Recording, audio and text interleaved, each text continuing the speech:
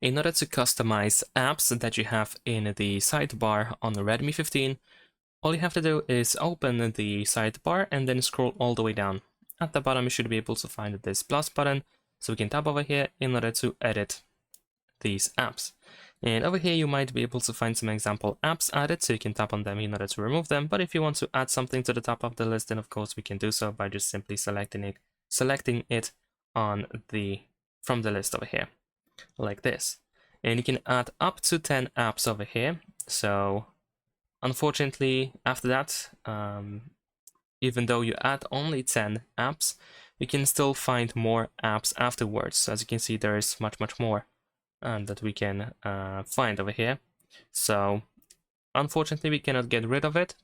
We have 10 apps of our choice and then some other apps that are pretty much suggested apps. And that's it. Thanks for watching. Leave a like and subscribe.